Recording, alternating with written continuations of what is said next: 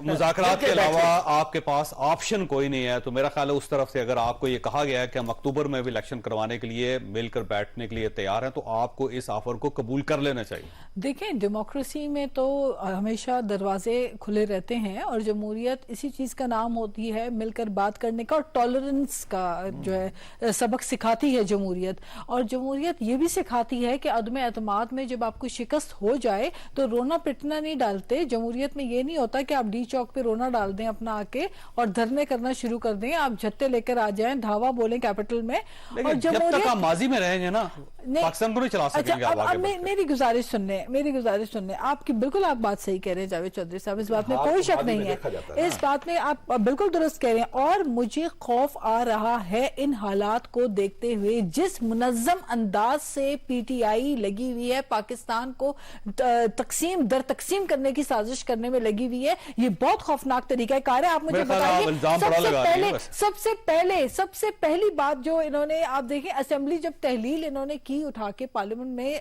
अदम एतमाद की शिकस्त से भागने के लिए, इन्होंने जब पार्लियामेंट तहलील की, उधर हाई मॉरल ग्राउंड्स क्यों नहीं याद आए थे? अभी दुरानी साहब हाई मॉरल ग्राउंड्स की बात कर रहे थे, अभी आईने पाकिस्तान की बात कर रहे थे, अभी बाज़ारी की बात कर रहे थे। जो सुप्रीम कोर्ट का फैसला था उसे इमरान खान साहब ने उसके खिलाफ बात की थी, उस फैसले उसको श्री मजारी साहबा ने जुडिशियल कू कहा था।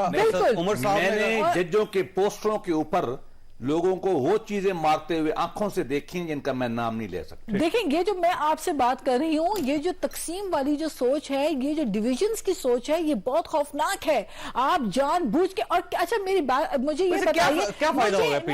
मुझे ये बताइए, पहली बात तो हमारी डिमांड बड़ी सिंपल थी, हम कोई एक इलॉजिकल डिमांड तो कर नहीं रहे थे, हम एक फुल बेंच की दरखास्त कर रहे थे। पहली बात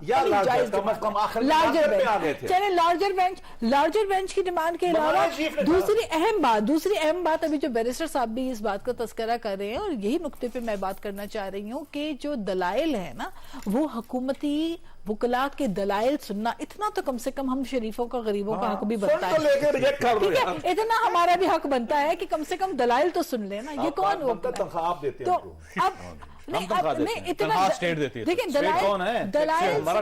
दलाइल सुनना जो है, दलाइल सुनना तो बनता था। आपने कहा कि जी नहीं, अदालतों ने तो खैर कहा कि ये बॉयकॉट हुआ हुआ है, इन्होंने कहा कि भाई हमने कोई बॉयकॉट नहीं किया हुआ था। फिर प्राइम मिनिस्टर ने स्पीच करके अगले दिन कहा कि जी हमने बॉयकॉट नहीं किया हुआ, फिर भी नहीं सुना गया। लेकिन हम अब भी देखें, यही बात बिलावल भुट्टो साहब ने भी बात की है, हमने सबने कहा कि यही फैसला, ये जो फैसला आया है, अगर यही फैसला लार्जर बेंच दे देता तो किसी को एतराज नहीं, मैं काफर दूं, किसी को एतराज नहीं होना था, क्योंकि सबकी गुजारिश यही थी। इनको पेशकश कर जी, तो जो लार्जर बेंच है उसमें देखें ना, पहले आप अक्सरियती फैसले को दबाकर अगर अकलियती फैसले को ऊपर लेकर आएंगे, हावी होंगे। दुरानी साहब के पास जाने दें मुझे।